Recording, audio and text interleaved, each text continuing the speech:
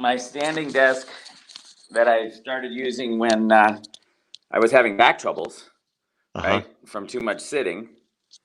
Hey.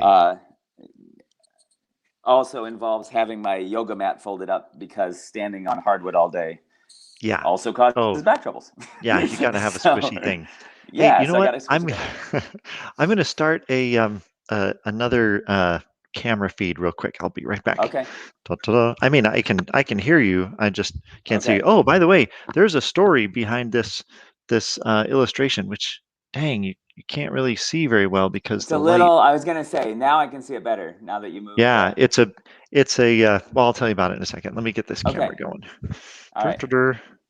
So we're gonna turn this to on. Nick, I'm gonna grab something while you're. Yeah.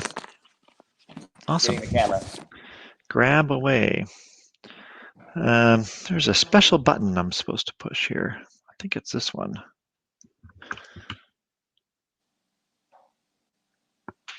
Is it working? I think so. Yes. Okay. All right. So for anybody who might be tuning in,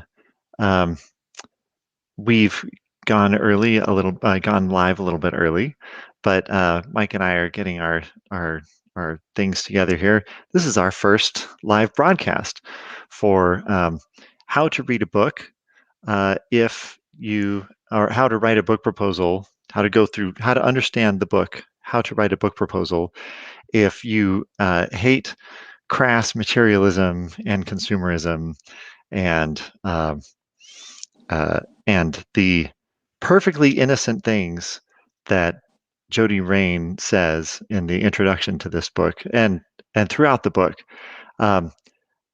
Perfectly innocent, understandable, wonderful book. It's actually the best book that I know of on the market. See, there I am using those triggering keywords. It's the best book on the market about the topic. Hey, welcome back. Hi, Mike. Hey, we're going to officially start. Mike, we're going to officially start in 2 minutes. Oh, we did? No, we're going to officially start in 2 minutes. Oh, in 2 minutes. Whew. Yes. Starting 2 minutes ago. All right. In that case, I'll tell you that was the bathroom break. So. Oh, great. Yeah. Well, that was very important because we're going to go for like an hour. Right. Okay. So let's go ahead and start our. What's that? Is this? Whoop. See, that's what I need. I need it not to fall. So.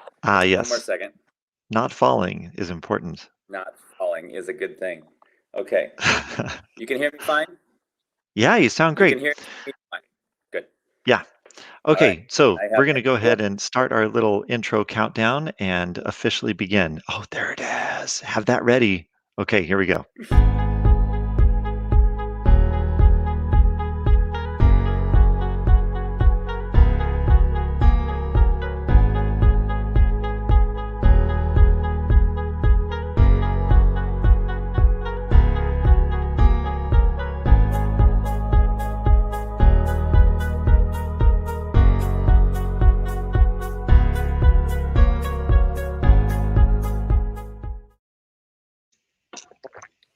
Okay. Hey, everybody. Welcome to How to Write a Book Proposal When You Hate Consumerism and Crass Materialism. I'm Nick Nelson. I'm here with Mike Rumley-Wells. Oh, I'm pointing the wrong direction. There we go. There's Mike Rumley-Wells right here next to me. And this is, hey.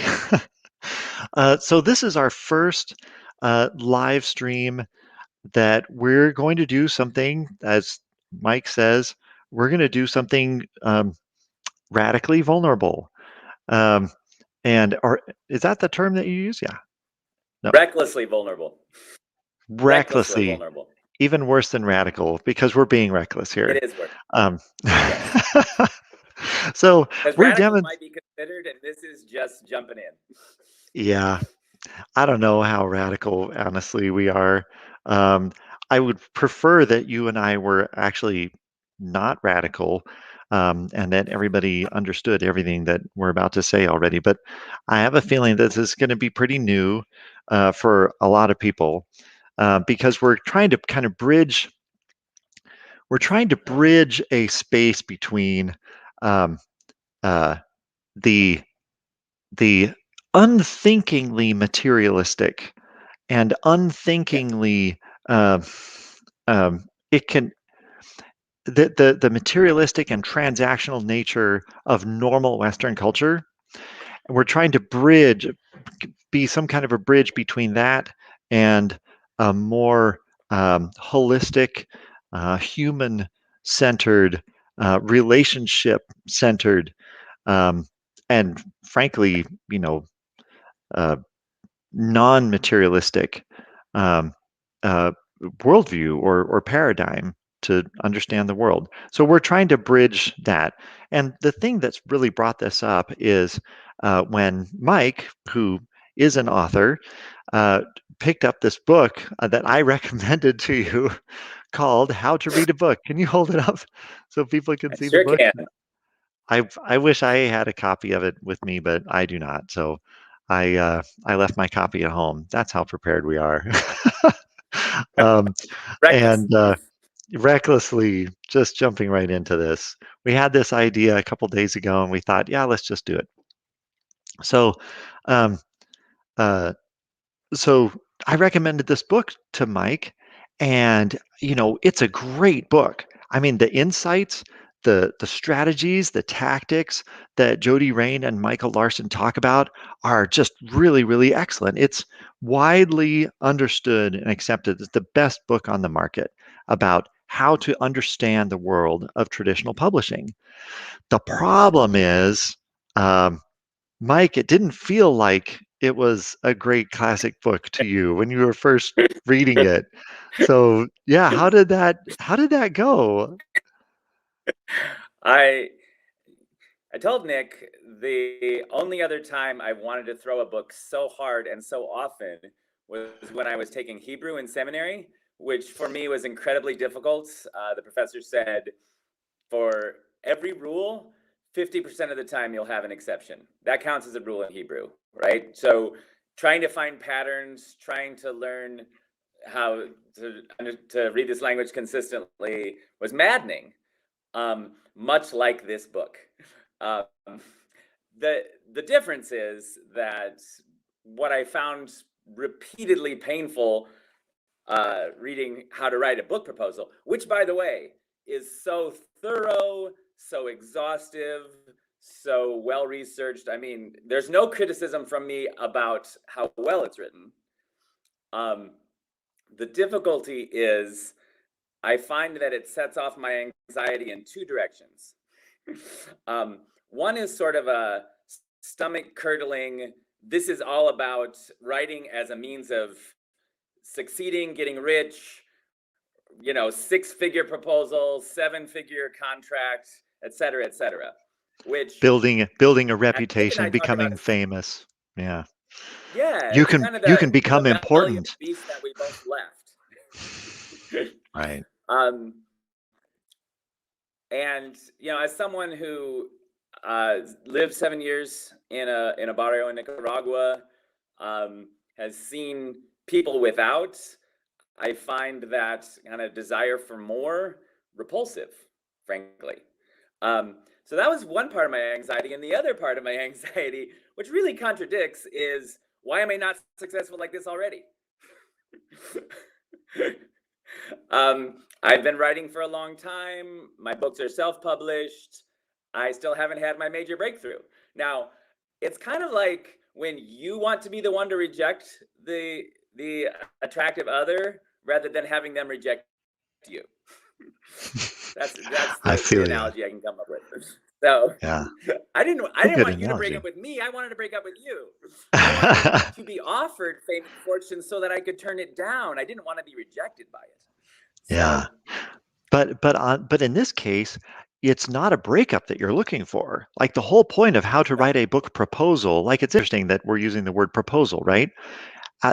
Of course, Jody, Rein means it in the very business, business proposal, which is exactly the sort of thing that has, become anathema to you. Like you're thinking like, I'm looking for a marriage proposal. I'm looking for a relationship Yeah. proposal. I want to propose Yes.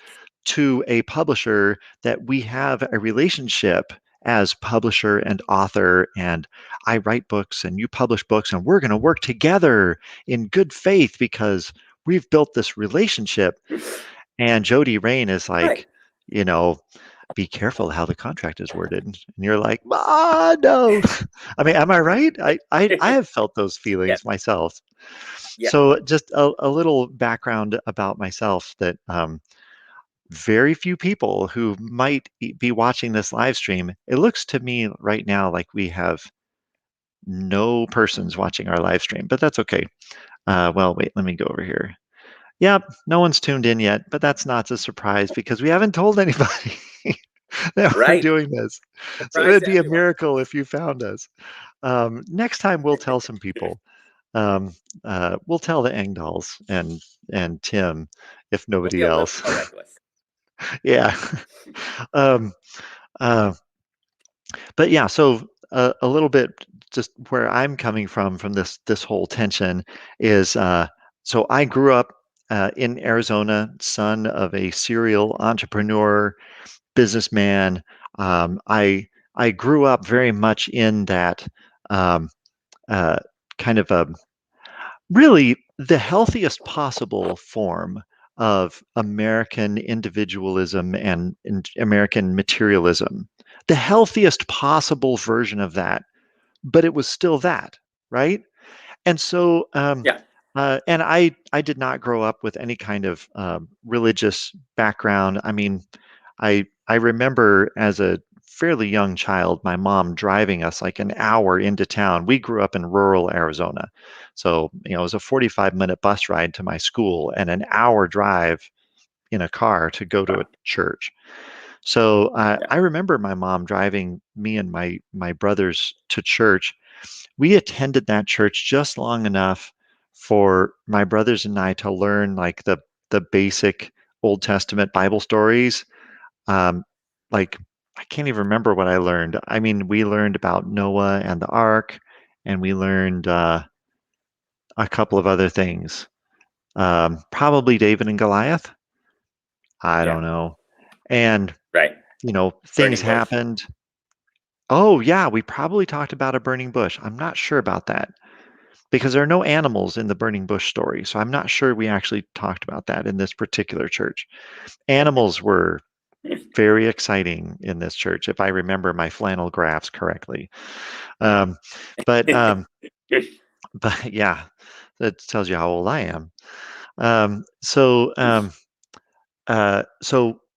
I didn't understand anything about a life of faith or anything like that. I kind of did. I don't want to sell my mom and dad completely short in this, but they weren't very good at explaining things, especially they were very uncomfortable talking about spiritual things and Mhm. relationship things, because that paradigm of that fundamentally sort of transactional um, um, paradigm was what we all swam in and didn't recognize because of that. Yeah. So when I went to college, I there was an intervarsity group there in college, and I one thing led to another, and in my quest for truth, I stumbled across faith in Jesus. I became basically a Jesus freak, um, but not really a Christian. I mean, kind of a Christian, I suppose. I think other people labeled me that way, but like I didn't understand what church had to do with God for at least 3 years Yeah. after starting to follow Jesus. So it took me a while. Yeah. I'm a little slow about some of these things, but because so it was interesting though, being a complete outsider to Christianity and then jumping into it as someone who was all of a sudden really passionate about Jesus, wanted to know about Jesus, wanted to follow Jesus, wanted to become like Jesus as much as possible, right? And was willing to give up anything, uh, anything that God wanted me to give up, I was willing to give up. Anything that God wanted me to take on, I was willing to take on. So, no one is more zealous than, the recent convert, right? So Absolutely. I mean, and that's to anything. Like talk to vegans, like people who grew up in a vegan household are like, yeah, so we eat vegetables. How about you? People who like just became vegan Yeah. last month. Oh my gosh, they're more evangelistic than evangelists, right? Yeah. And don't get You me don't have to started ask on them. CrossFit. um, Ah, and the funny thing is, Orange I fitness. am like, I went through the same thing myself. I'm like, I discovered CrossFit like 9 years ago and fell in love with it. But I had gone through this process before, and so I knew like I wanted to tell everybody, and I did not let myself because I knew it wasn't. I was like, I need to spend a couple of years and just cool down here. But uh, but yeah, so I had that um, I think I was probably more open to really listening to some of the radical things that Jesus teaches than people who had grown up in Christian households and um, sort of already had like a pre-programmed, like whatever Jesus says Yeah. had already been wedged into a previous paradigm. And I didn't have that. Yes. And so for Right. me, like when Jesus talks about loving your enemies, I was like, what? What does that even mean? How do I do that in a genuine way? And um, and so one thing led to another, and my I ended up moving to the inner city of South Central Los Angeles. I lived just about a block and a half away from Imperial Courts housing project for a while, in a house with no walls, which was an interesting story. I'll tell that story another time. If you want to hear the story about me and two other guys living in a house literally without walls, like you had to go into Without the like, walls. yeah, well, the bathroom was the only room in the house where the walls had not been torn out. We had to tear it. I'm telling the story. I'll tell the story another time. But yeah, like people walking down the street would like look Noted. in and say, "Oh, Nick's in his upper bunk and Eugene is in the lower bunk." Like they could see us right there, like while we're sleeping. And this was in Imperial Courts. In This was in 1990. So yeah, gunfire every night. It was exciting, but that was the Yeah. radical life that I felt that Jesus was calling me to, Yeah. and so I was like, "Yay, let's do it!" And part of that was there's this whole process of of unlearning a like I don't even know right now the word. So Mike, jump in if you have good words to describe the things that you and I had to unlearn, because you had a similar process, right? Like you didn't grow up in Nicaragua. Did. I did. I grew up in a church, being taken to a church, and then later dropped off at a church, meaning my parents weren't going anymore. And for me, it was, sitting in the back, flirting with the girls. Uh, I describe it as bake sales and bazaars, right? Like the a good Fourth of July sermon on being good American. Um, I really left that church as quickly as I could. Um, Came to college similar to Nick with no intention of really finding anything about God.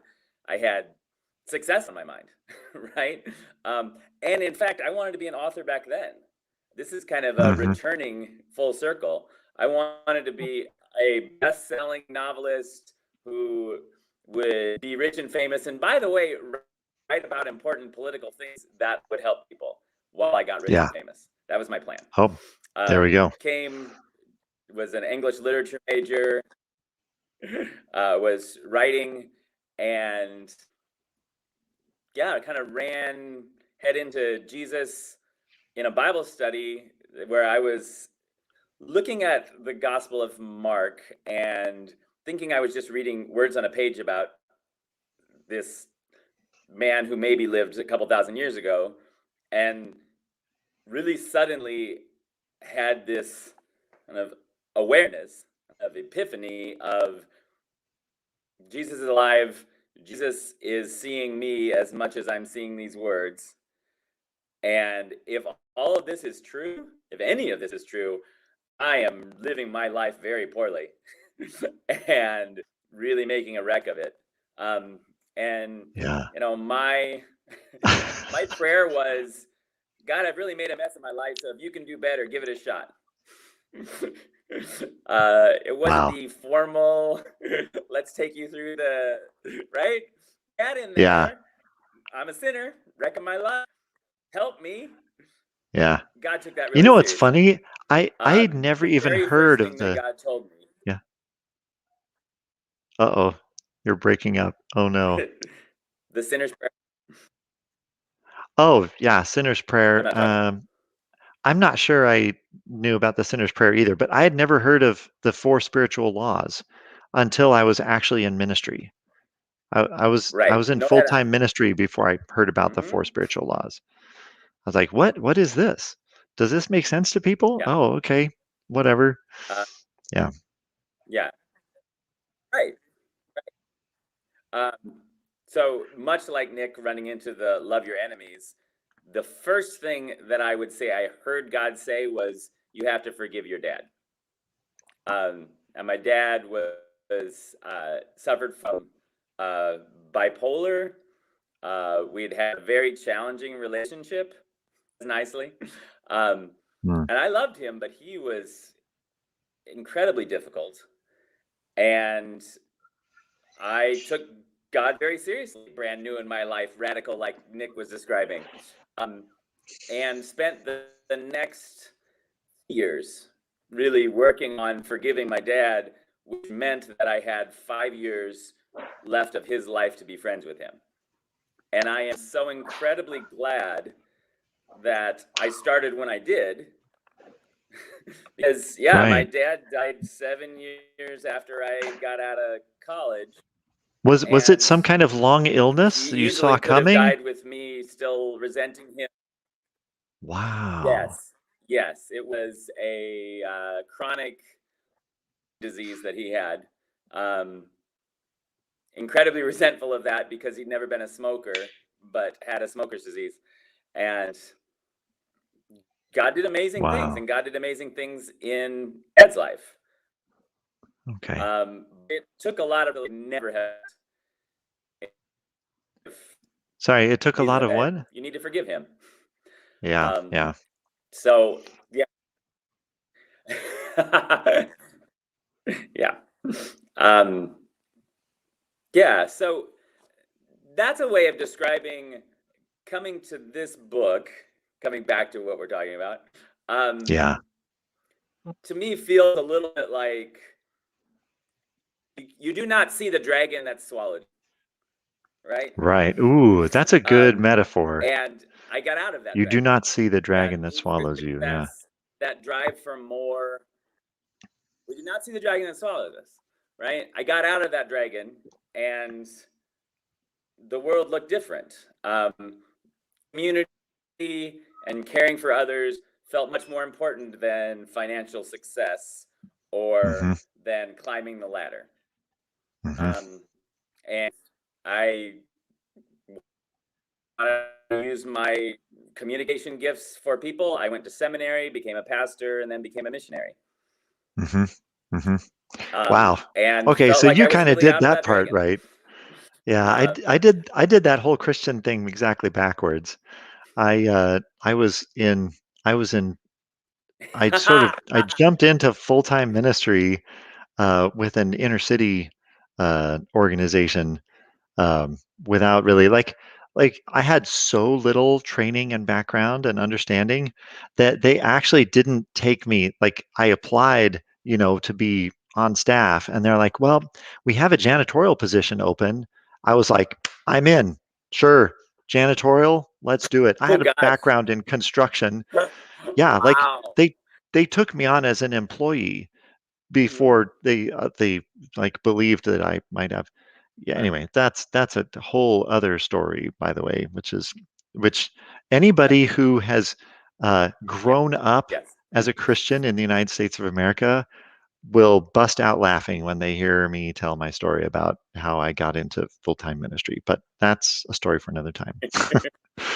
So I like did actual theological training after I'd been in full-time ministry for about 7 years and finally got around. And again, I found myself the weird guy in the room, Ah, because well, first of all, I was like old. I mean, yeah. maybe I was 30, right? But everybody else was in this, you know, I can't remember, but it Mhm. just it felt like everybody else was like 22 and single, and I was 30 and married and had children, and here I am in like Yes. introduction to theology course, and Right. and everybody else had heard this stuff, in some form or another since they were children. And for me, like just the idea of systematic theology seemed profoundly wrong to me. I was like, wait a second, that's a Mhm. thing? So you think Yeah. you Yeah. can systematize this amazing organic thing that like the way that I understand God? I don't think, like, okay, all right, you know, explain it to me. Because I'm open. It's Yeah. going to take a lot of convincing to get Right. me to make me believe that this, you know, Yeah. crazy God that I've come to know, who's so unpredictable, but perfectly predictable in some ways, and you just never know what's going to happen next in other ways. And you're going to squeeze him into this little systematic theology box. This is going to be an interesting trick. And I've never seen anybody accomplish it. I just out of curiosity, I did actually study systematics. And No. I was like, No. every one of these is a good try. Every single one of these boxes is, it's more like a Faraday cage. Do you know what that is? A Faraday cage is like a mesh box or round cylinder or whatever, but it's a thing made of mesh which prevents electromagnetic radiation from getting in, Mhm. radio waves and stuff like that. And you can filter out the different Oh, frequencies depending on how large you make the holes in the mesh, right? So, but usually a Faraday cage is a box just because experimental physicists are lazy and they don't want to make a round thing. right. It comes in sheets, you weld them together, and you've got your Faraday cage. But uh, but yeah, it just always seemed to me like a Mhm. systematic theology was like a Faraday cage. It's like you can fit into it everything that's important to you about God. All the things that aren't important to you are gonna like be leaking Yeah. out or stretching out or whatever. It's not gonna fit. And also, if you go into that cage and live inside your systematic theology, you Right. can't hear God anymore. And that's what it seemed like to me. You go into a Faraday cage and your Wow. cell phone doesn't work. You squeeze yourself into systematic theology and Yeah. you're not hearing God anymore because you've decided that you've figured it Yeah. out. So, what is there to say to you? Right. What does God have to say to you anymore? Anyway, so Yes. sorry. I don't Yes. mean to go into Yeah. theology. You Let's get into um, you've made a how to thorough write a book proposal. outline that you What's that? haven't. What's that? Oh no, you're breaking up. Mike is frozen on the screen. Yes. I was just agreeing that if you have a oh no. Am I really? I see me moving. Can you not see me Oh, moving? good. No, you're moving now. Go Nick, ahead. can What you were you see me? saying? Yes. Oh, good. I was frozen. I was just agreeing that it's beyond troubling that anyone would believe if I make a thorough enough outline, then I have all of God contained within that outline. And I would say, as I've gotten older, my view of God has bigger and bigger, right? That I had a much smaller understanding of God, and thought I knew more than I did when I was in my 20s.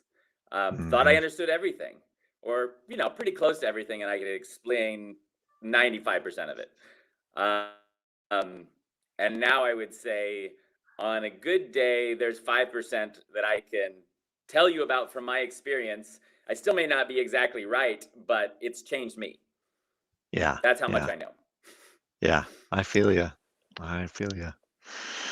Yeah, humility is a beautiful thing. It's too bad that it has to come to us through humiliation. So back to the book for a second, Nick. Since yeah. Yeah. Yes. Back to the book. My coming back to writing has very much been, the book. My coming back to writing has very much been kind of a progression of what I see as how I try to love people. That I'm writing what I hope will be a help and an encouragement and sometimes a challenge for people. A way to love and impact larger group, right? And so the book that I'm working on, so this will come up certainly as we do this live stream together. The book that I'm working on is a book on grief. Our infant son died. His name was Isaac. And for 20 years, I felt like I wanted to write this book talking about our experience of losing Isaac and offering help to other people whose children have died. Because it's one of those traumas that unless you've gone, it's really hard to understand. And therefore, when you're going through it, you feel not only in agony, also very isolated.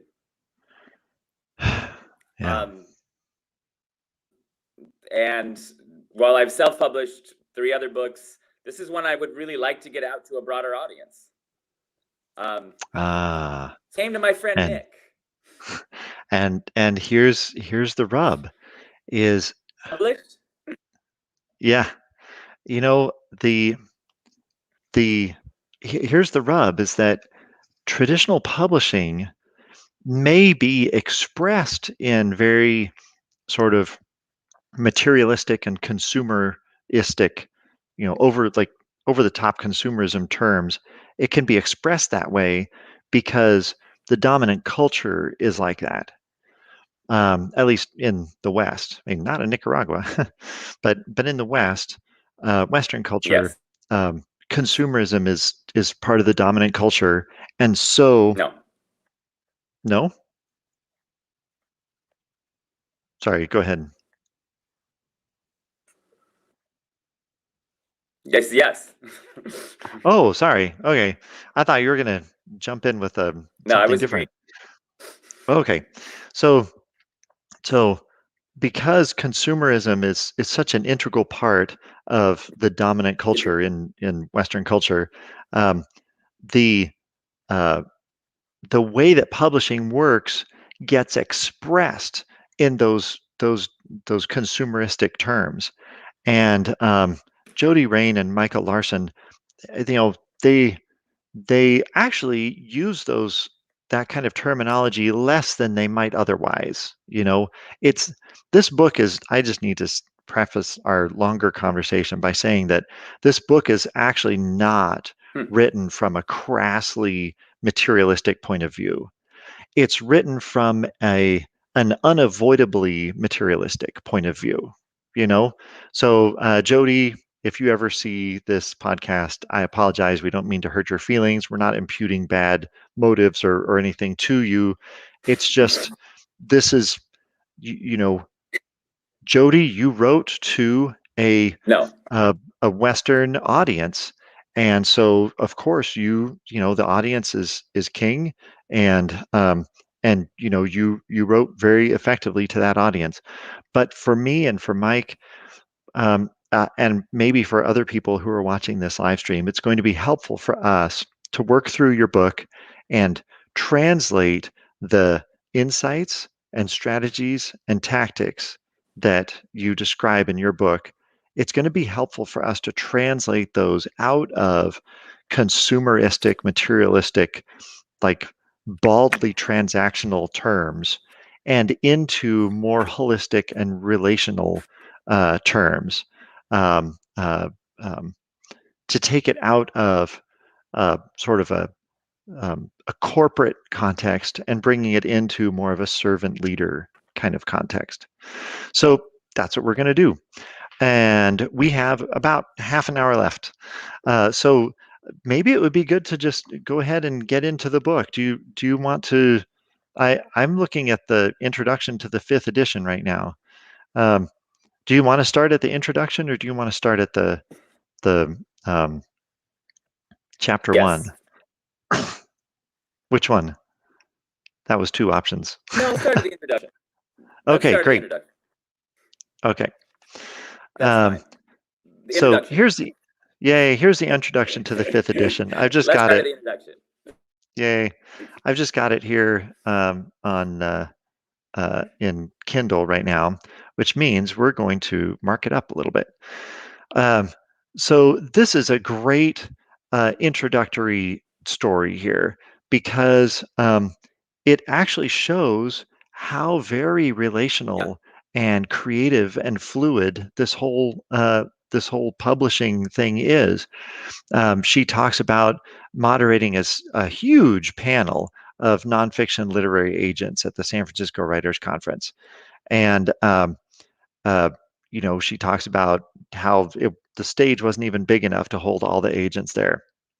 So they ask some questions, and then the answers are all so different from one another. It's like, oh, do this, no, do that, and all these things that the agents are saying, they sound contradictory, right? Or at least they contrast very strongly. And so writer break out in a culture. Yeah. Standards were consistent and predictable back then, but publishing today is no longer the same landscape that it was a few years ago. So advice can be inconsistent. So the great thing about this book is that she and Michael, for those of you who don't know, Michael Larson was a critical part of writing this book in the beginning, but Jody Rein has mostly been carrying things on, with Michael's blessing. But Jody Rein is really probably 80% of the voice that you're hearing. And by the way, 80%, totally making that figure up. That's just what I think it probably is. So, publishers' proposals are read in print on device. Anyway, she talks about all these nice things. And then at the bottom here on page 2, she says there's one caveat to all this talk about industry changes: a beautifully written, professionally crafted proposal on a fresh, appealing subject. It's by a credentialed, well-known expert. It's going to find a publisher, even if it's missing a few key pieces of information. So that's the basic heart of the book here. Let me bring you right back into the stream here. There you go. I think the thing in that. So can I jump in right on it? Oh, sure. Exactly what you just said, Nick. Yeah. Go ahead. A written, professionally crafted proposal on a fresh, appealing subject by a credentialed, well-known expert will find a publisher, even if it's missing a few pieces of information. So when I read that, I remember being 21 and discovering that you can't get a job unless you have experience, but you can't have experience unless you get a job. Yeah. Yeah. Classic catch-22 that young people are facing today. And it's definitely true that one of the stressful things about reading this book, yes, it is, and also aspiring writers, that is definitely one of the challenging parts of reading this book is the repeated sense of, well, as long as you have 100,000 followers on Instagram, and as long as you have a million people responding to your blog, then you'll be fine. You'll be fine. So it definitely of bar is set very high in terms of you need to have already succeeded and you can succeed. Right, right. Yeah, and of course the reality is not that black and white. And she actually does, she's more encouraging later in the book. And if she's not, I'm going to be. um, but yeah, like what she just gave you. Oh, I should go back to that other page. I should go back to that other page. What she gave you on this part that I highlighted is this is the guarantee. Look, if you've got a beautifully written, but it doesn't have to be beautifully written. It can be serviceable, professionally crafted proposal. Well, even if you're not a professional, you can craft it yourself. Okay. But if it's on a fresh, appealing subject, well, what if it's on a stale subject that has been retreaded a bajillion times, right? And maybe it's not, timely in a current events sense at all. By a credentialed, well-known expert, well, what if you're an expert, like you were saying, Mike? What if you're an expert because you lived it?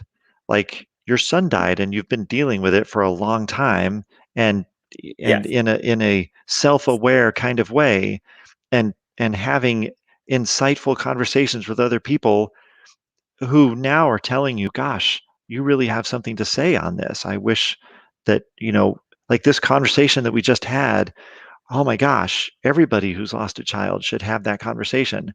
Well, how do we have that conversation with 50,000 people? It's still in an intimate sort of way, it's called publishing. Like that's the magic.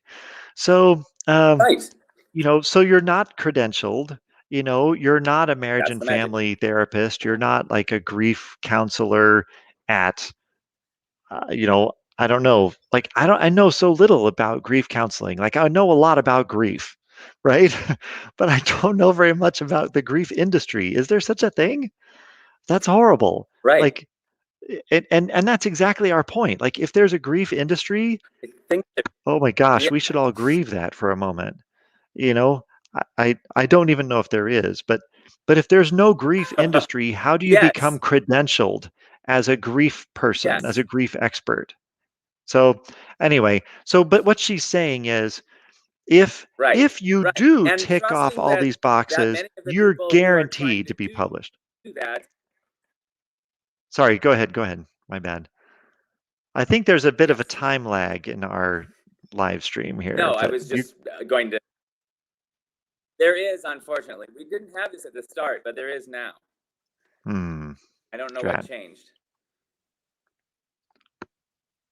Is it you or me, Nick? I don't know. You were saying something good. You go ahead.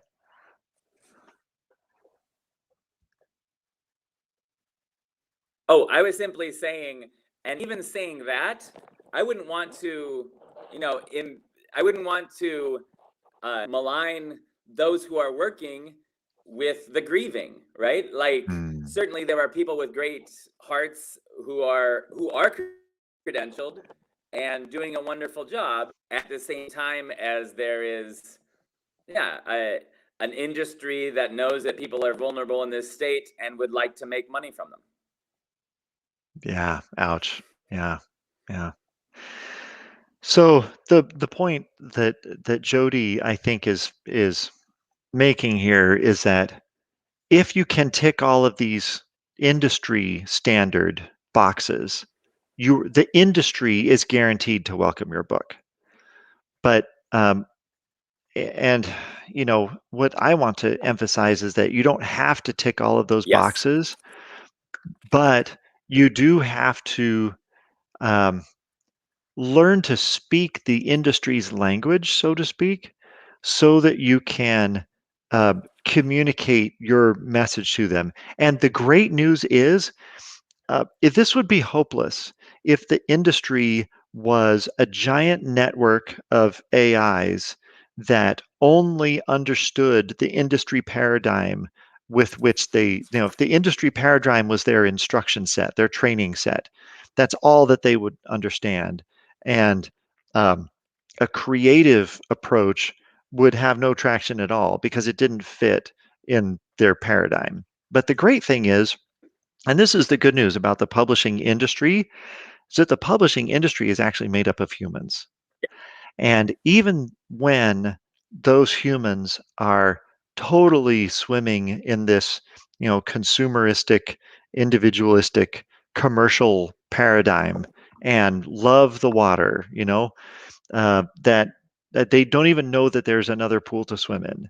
And even when that is the case, they are still humans and they have the full range of human experience and emotion that you can appeal to. And so, just looking at this highlighted part again, when you write a book proposal, it does need to be well written. It does need to be professionally crafted in the sense that it should be organized with a certain order to it. And it should be, oh gosh, sorry, Mike. Do I need to remove the old U and add the functioning U? There. Okay, there we go. Got it. So, sorry, where was I? Drat. So it needs to be well written. It needs to have a certain structure to it. The structure can be flexible, but it has to have that structure.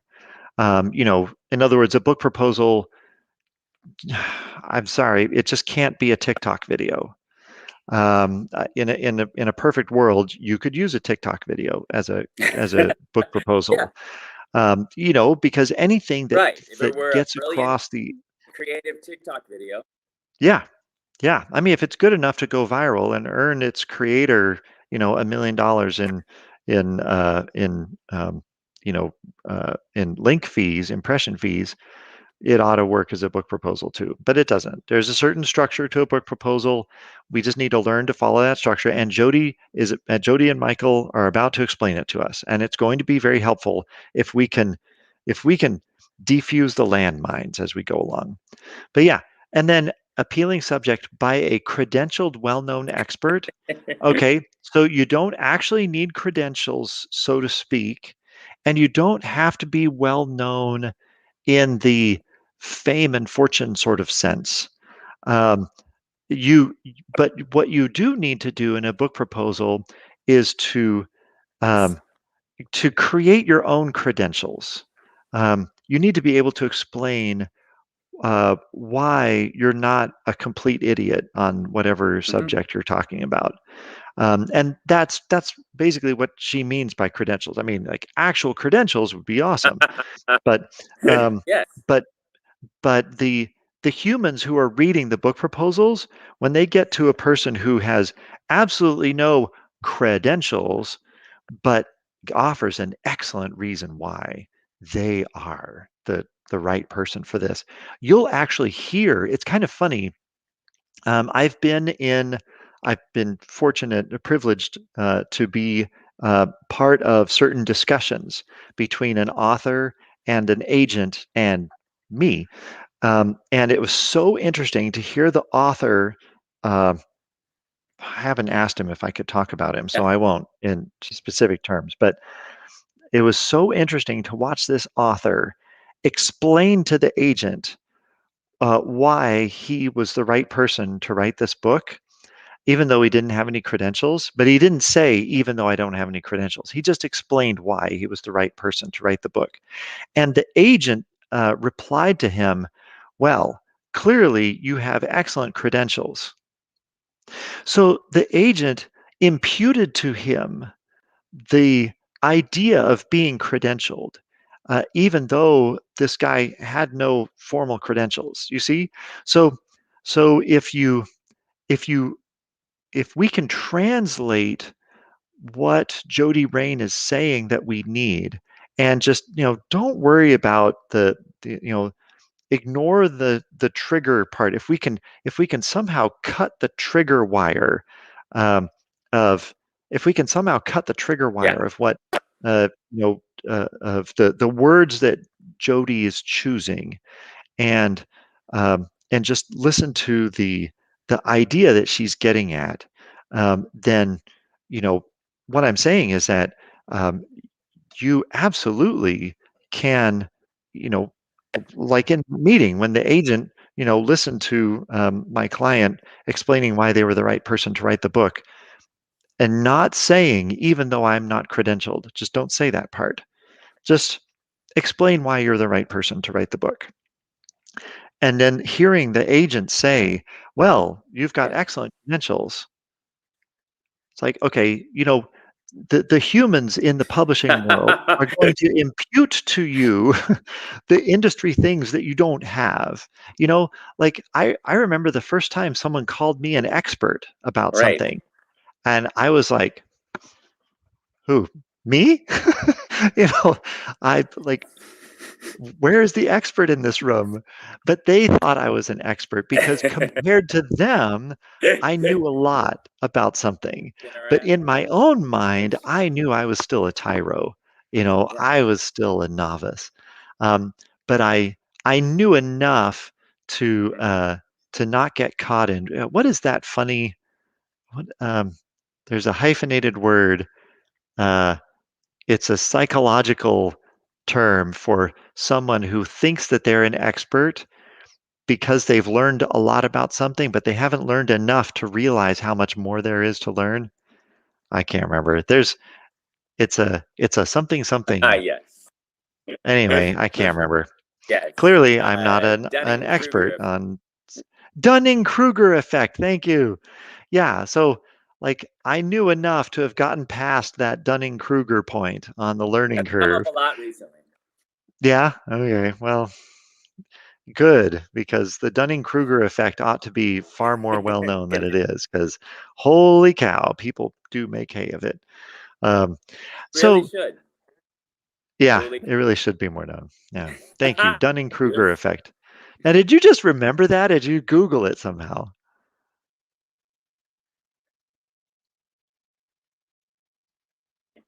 I remember. Wow, good for you.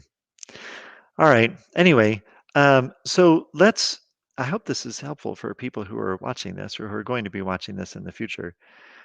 So one of the things that I tripped me up, I'm glad that you brought up that one paragraph. I'm just going to actually stop sharing this for a moment, because I think that sharing that might be one of the things that's slowing us down. Okay. There's a point in the book, and I'm saying I didn't. It's in the book, unless it's what you said to me. The underlying motive that they see is not the almighty dollar; it's passion. Did you tell me that, or did they tell me that? They probably. I think that's something that Jody brings up when she talks about this. She talks about the importance of passion, because people are drawn to passion. Yes. People are intrigued by passion. And if you was kind of that I could grab onto and really cling to. Yeah, absolutely. Absolutely. That's the part where I felt like, okay, I'm not having to do full translation. That's how I feel too. And if that's true, I feel more hope about and partner. Yeah. Yeah. That's good. I'm glad. Yeah, and it's not, that's true. I'm glad that you brought that Because up this because is about my passion, right? yeah. And Yeah. I won't mind making a few dollars. My wife will love it if I make a few dollars. Yeah. Yeah. Well, and the other thing, it's interesting that you bring up this um In using my uh passion. what's that?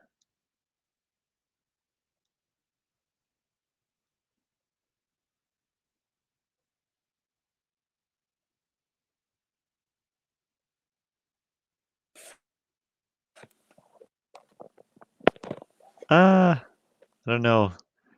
Okay, anyway. Yeah, it's interesting that you brought up that bit about it would be Can you great hear if I me? make a few dollars. Yeah, I can hear you. It's interesting that you brought up that bit about, well, it'd be great if I could make a few dollars because That was the last thing okay, great. Because um uh it's like one of the reasons why people like you and me um struggle sometimes with the idea of being paid as a way of affirming the worth of what we have to say is that um, the idea of using money as an affirmation of value is something that you and I have rejected a long time ago. And and and it's not sort of an intellectual Mm-hmm. rejection like I have carefully considered this, and I think that, money and financial remuneration is actually not the most accurate reflection of the value of a person or their contribution to society. It's not that kind of thing. It's more like a visceral, like, oh my gosh, like human beings are so important, and the stories and the wisdom, like how can you put a, a monetary value, like you cannot put a monetary value on the value of a human being or the value of a certain piece of timely or timeless wisdom. Like these are things you can't put a monetary value on. And why in the world do we use money? Like, why does price signaling even work? Okay, I'm using a marketing term here because, as I help authors market books, I need to learn marketing terms. So, one of those marketing terms is price signaling, Yes. which works all the time and should not work. Like I'm old now. My anger has cooled, but there was a time when I was really angry about why, like the fact that price signaling worked so well, especially on people from Western culture, right? And people will say, if you don't know what price signaling is, people will say, um, uh, like a person will come home from the store and say, "Look at this great jacket I got at the store today." And you'll say, "Okay, nice jacket." And they'll say, "This is a $200 jacket, but I bought it for $80." And it's like, well, I mean, that's price signaling. You're saying the worth of this jacket is reflected by the price tag, $200. Like that would be a fair price to pay for it because it accurately represents the value of the materials and the quality of Right. construction. But hold on a second. Why are we using dollars or any fiat currency to measure the useful value or the aesthetic value for that matter of a thing? It's just, and of course, I know the answer even as I'm say this, and I it's stupid. Even as I say that, I know that the answer is that it's just a mental shorthand. You know, it's like when someone says, "Oh, I live just 5 minutes away from It work." You have no idea how far they live from their work spatially. their workplace could be right next door, and it just takes them 5 minutes to get out of the house and walk and get in through security or whatever, and then sit down at their desk. Or, they could live 10 miles away and they just own a fast motorcycle and there's no traffic. Like saying I live 5 minutes away from work tells you nothing about the actual distance. And it's the same thing. Well, it tells you something. It at least puts it in a certain ballpark, because it's not possible to travel more than a certain distance in 5 minutes, with the means of transportation that are available to normal humans or to that person who's talking. And it's the same with value, I suppose. But like if someone says this is a $200 jacket, okay, well, that it can't be made of certain materials because then there's no way it would be as cheap as $200, right?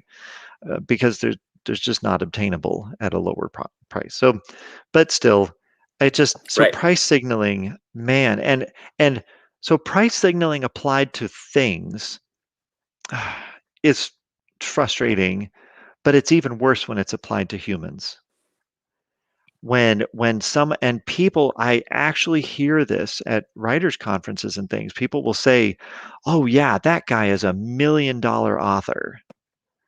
It's like, okay, like I mean, I'm processing the language shortcut. I know what you're trying to say, but it's just a shame that, and even saying, "Oh, so and so is a best-selling author." Right. Oh, okay, like why are they a best-selling author? Are they a best-selling author? Like, there's one author that I can think of right now who I can't remember her name, but she's kind of a hermit. She lives in Australia. She has no attempt at having an author, platform or marketing. I don't believe she has social media accounts at all. I don't know whether or not you can reach her by phone. Like she's like in the outback somewhere. I don't know if she has power. Maybe she has a solar panel. But she sells millions of books a year. I don't know if she's still selling, but back in the 80s and 90s, millions of copies of books per year. But she didn't do it. It was 100% because people loved her work and word of mouth got around, and her publisher, did a certain amount of advertising, I suppose. I never saw any of it. The only reason I heard of her work is because all the people I knew were talking about it and buying extra copies. And so there's that kind of best-selling author. Then there's another kind of best-selling author who does um, you know uh, presentations and teaches at conferences about marketing and how to market your book with no platform.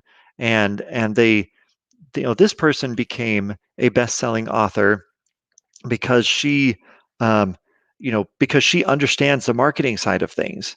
And actually, this nonfiction book that she wrote appeals to very small group of people, and she became a best-selling author in spite of that. And I'm not even sure how well it was written. I mean, not badly, but it's not going to win a Pulitzer Prize for literature or anything, right? Like it's serviceable. It's fine. It's good. It's fine. Um, and Yeah. But she's a best-selling author because she's a brilliant marketer. And those two authors are both best-selling authors, but for exactly opposite reasons.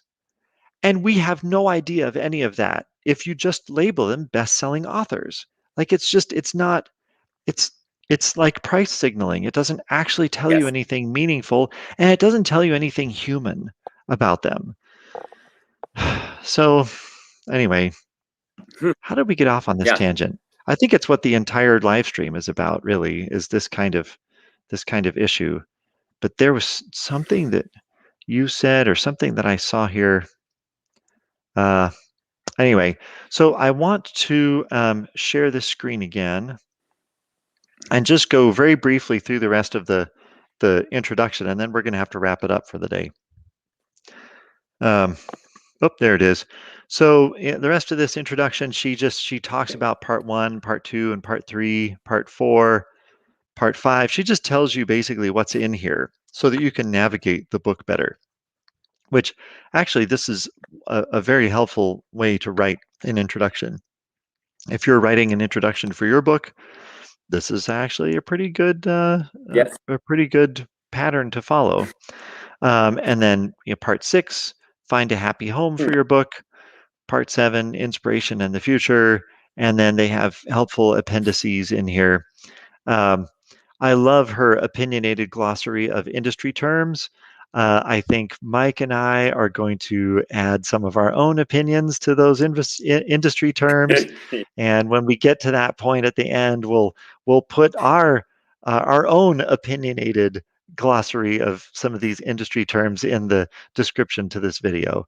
And I hope you find it entertaining and hopefully enlightening.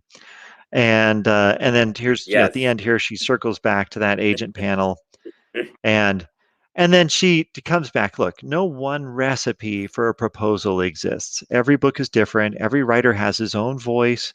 Many agents have their own systems, but again, she's stuck on the systems here. Let's rephrase this a little bit. Every writer has his own voice. Every book is different, and agents and publishers, the reason that a publisher exists is because that publisher has figured out how to connect with human beings who want certain things or who need certain things that can be expressed in books. And so for a publisher, any publisher, to stay in business for more than 6 months, they need to be able to reach certain readers.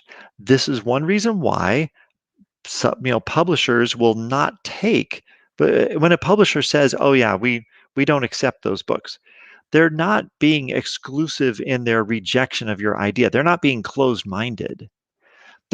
What they're actually saying is, we don't have the kind of relationship with humans who care about this topic or who want to know this information. Like, those are not the humans that we know. And so if we were to take your book, which I'm sure is a wonderful piece of work, if we were to take you on as our client, we would fail you and we would lose money because we won't sell your book well. So when they say, oh, well, I'm sorry, we don't take magical realism, or we don't publish romance. What they're saying is, they might sound snooty about it, as if they're disparaging your topic or your genre, but honestly, what they're saying is, we don't know those people. We can't reach those people. Right. We're because if they could, right? Because if they could reach those people, they absolutely would not be disparaging.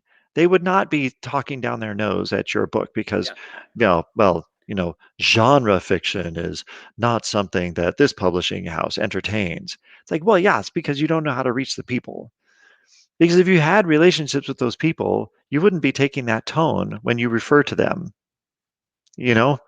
Because honestly, when people talk about um, topics or genres that they don't do, that they don't publish, they're talking about relationships that they don't have, and they're telling you the kinds of books and stories that they don't understand. So they're really admitting their own limitations.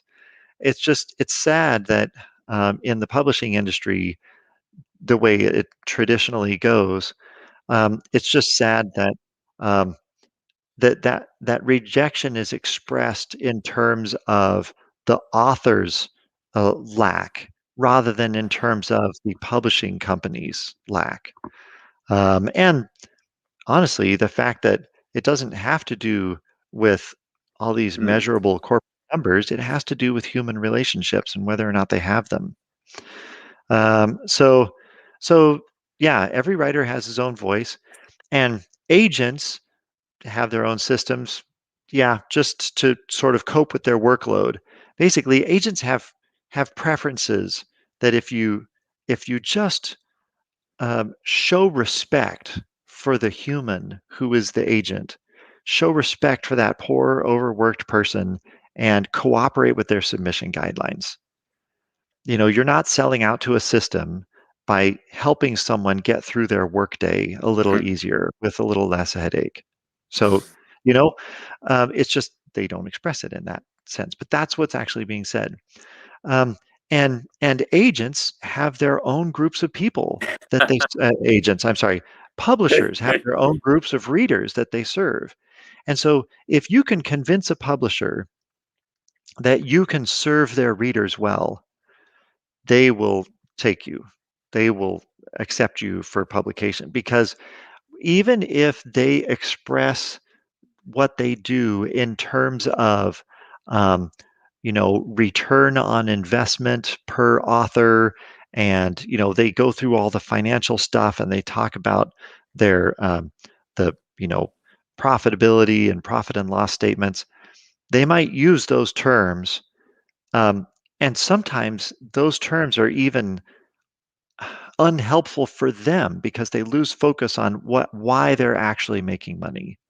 And the reason that any publishing company is actually making money is that they are finding humans who tell stories or who convey insight, fiction and nonfiction, and they're connecting what they have to say with these other humans who need it, who want it, who, when they are given an opportunity to get that that insight, when they're given an opportunity to hear those stories, they say, "Oh my God, take my money! Here, how much should I send you?" This is one reason why, in the early days of online publishing, there was a thing that we did called uh, oh shoot, it's been a while and I can't remember it now. Um, it was kind of like, how you can pay like software, some kinds of software is called donationware, where the software is free. You download it, you use the app, whatever, and then every time you open the app again afresh, a little box pops up and says, "Hey, if you like my app, click here and send me a donation." And there was the same kind of thing with publishing. I mean, it still happens now, but in the early days of online publishing, it was more prevalent, where publishers certainly didn't know how to do online publishing. So we were basically like emailing one another PDFs, or we were using FTP download sites where people could just download your book and you know uh, what I can't even remember the was PDF around back then? I think we were downloading books in ASCII and plain text format. Anyway, yeah, so you could download the book for free, and then the guy would just say, "Hey, if you like my work, send me a check to this address." We're literally writing paper checks just because we loved and we would make up how much money we wanted to pay them. But you're sending a check, you're licking a stamp. It would be stupid to send someone less than $1, right? So you're probably writing out a check for $5 or $6 or whatever. And nowadays, those books go for 99 cents on Kindle, you know, and the guy was getting $5 or $10 or $20 a pop from 10% or 5% of his audience, and some, making decent money that way. And their intent back then wasn't to make money. Their intent was to give their readers, they'd already given away the book for free. And they just wanted to give their readers an opportunity to show their appreciation in a practical way that would help the author pay bills. And it wasn't a hugely popular way of publishing because so many people in Western culture, um, the idea of um, protecting your rights and not being cheated, and the idea of, well, if I give it away for free, monetarily for free, it must not have any value, um, which is just completely wrong. Um, there's so much value. If you listen to, Russell Nolte or other experts in about self-publishing, they will tell you it is actually extremely valuable to give your books away for free. You don't have to ask for money. You can ask them for other things, like, for example, their name, email address, and their permission, that they will give you permission to contact them once a month or once a week or whatever, and just keep them up to date on what you're doing and what's going on in your life and the kinds of products that you're selling, and just let them know that those things are available if they want them. Oh my gosh, that's hugely valuable. It does not involve money. It involves information and permission. And information and permission is profoundly valuable, not because it's monetizable. Oh my gosh. Like every time I say that to people who are trapped in this transactional paradigm, I'll say, "Oh yeah, information and permission are so valuable." And the person will say, "Yeah, because you can monetize them once you get enough of it." I'm like, "No, I mean, yes, you can monetize it if you get enough of it, but it's valuable all by itself. It's valuable because it's a trust transaction. If you want to speak in transactional terms, um, if you, sorry, Mike is coming back right now. I'm sorry, Mike has had so much trouble with his connection. We're going to fix this in future live streams. But yeah, it's sad that people, think in terms of like, if you're going to think in transactional terms, you can think of it as a trust transaction. You've you've just given them something that you said was worthwhile, and they read it and they're like, "Oh my gosh, he's correct. He did not deceive me. This thing that he said would be worthwhile to me is actually worthwhile to me." So it's established trust in one way. So I'm going to share with them my email address, and I'm going to give them permission to contact me. So now they have my name and my email address and my permission to to send me email. You know, like that's a trust transaction, and on the purely human level, it's deeply uh, it's deeply meaningful. If you never are able to monetize your your trust transactions, it doesn't matter. It does not make them worth anything less. They absolutely are worth far more. Oh, by the way, this is another interesting thing about transactions that my dad taught me. In every monetary transaction, the um, monetary transactions do not happen unless the person giving the money perceives that the value that they're getting back is greater than what that money is costing them to give to you.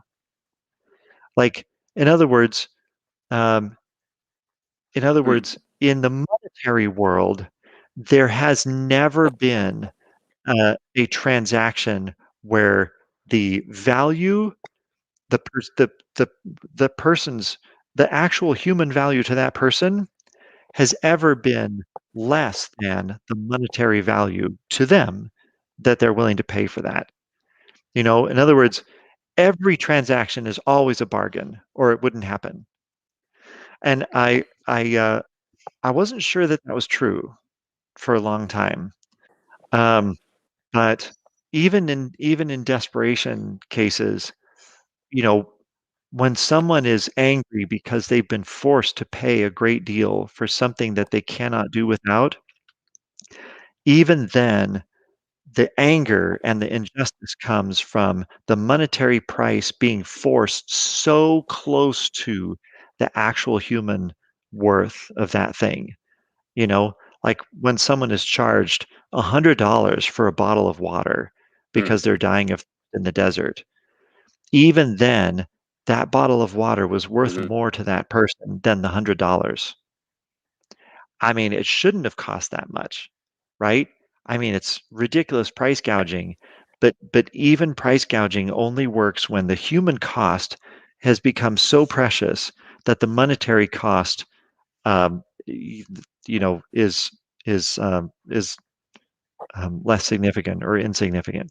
Price insensitive, as I learned in economics in college. Anyway, gosh, we've gone all the way to 11:30. Mike, I'm sorry that you've been having some problems connecting. Maybe there's a way that we can fix that in future broadcasts. And so anybody who happens to be watching this, or who will watch this in the future, a little better. We're gonna keep doing this. We're gonna work our way all the way through this book, and future broadcasts will probably talk more about the book. I don't know. What do you think? Has this been a good mix of book and commentary, or should we do a little bit more book analysis and a little bit less spiritual commentary next time?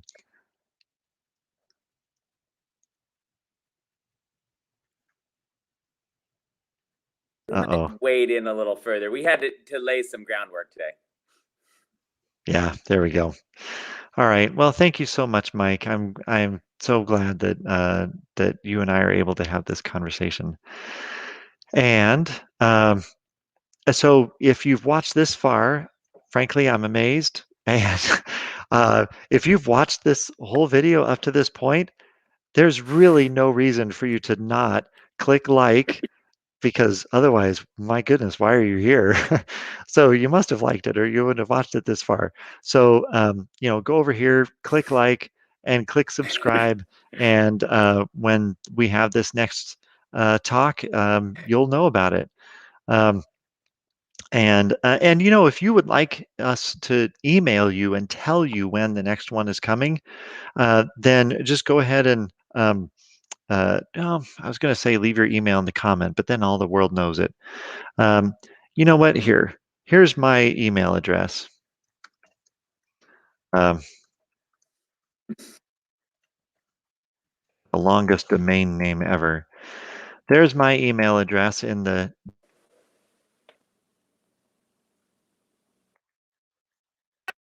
It's going to happen. And I will add you to that email list. Okay, that's it for me. Is anything you want to say at the end to say goodbye? We haven't really talked about like an outro or anything. Specific question.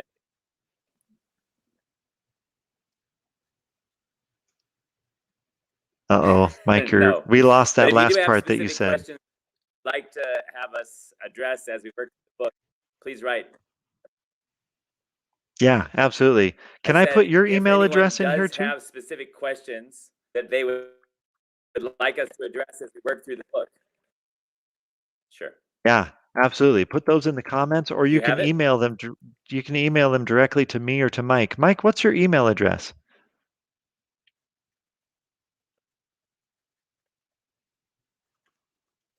Maybe I can find it here. Mike RW7 at Gmail.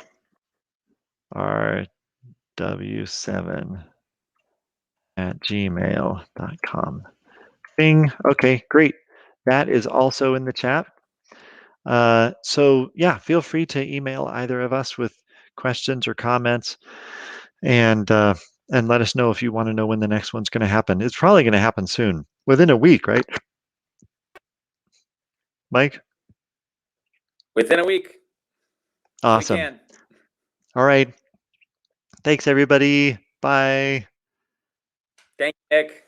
Take care.